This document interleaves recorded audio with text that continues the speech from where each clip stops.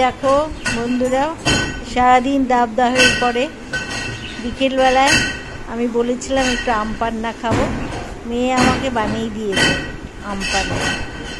দারুণ দেখতে হয়েছে, পুদিনা দিয়ে আর আম পুড়িয়ে বরফ দিয়ে দিয়েছে, লেবু দিয়েছে। শরীর ঠান্ডা হয়ে যাবে, চুড়ে যাবে, সারাদিনে এই শরীর জ্বালা পোড়া আমাদের কমে যাবে। তোমরাও খাবে। আয় রিনা, চলে আয়, তোরটা নিয়ে আয়। বরফগুলো কোথায় দিয়েছিস?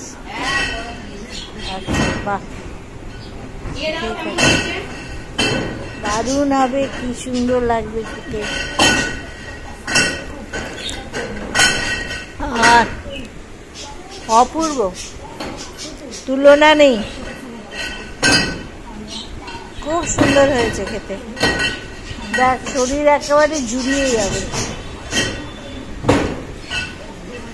মানুষে কি খায়? চা খাওয়ার কোনো প্রয়োজন আছে ঠান্ডায়? এত সুন্দর ঠান্ডা, দারুণ খেতে। সারাদিন কত জ্বলেছি, ও জ্বালান জ্বলেছি।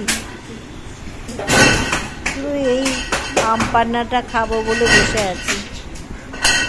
খুব ভালো জিনিস। কালকে খেয়েছিলাম বেলের শরবত, আজকে খাচ্ছি আমের আম পোড়া শরবত। খুব সুন্দর খেতে। চলে এসো রিনা, আমরা দুজনের ছাড়া তো খাই না। ওটা নিয়ে এসো, বসে পড়ো। হ্যাঁ, এই তো এসে গেছে।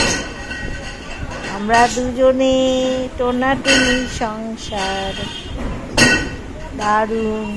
সারাদিন অনেক কষ্ট পেয়েছি আমরা, এখন বসে গরমে ভালো লাগে। খুব কষ্ট হয়েছে, খুব কষ্ট হয়েছে সারাদিন। আমপুরার শরবত, পুদিনা পাতার রস দিয়ে শরবত। না, আমি তো আম খাইনি, আমি শুধু পুদিনা পাতা খাচ্ছি। কেন আম মিষ্টি কেন?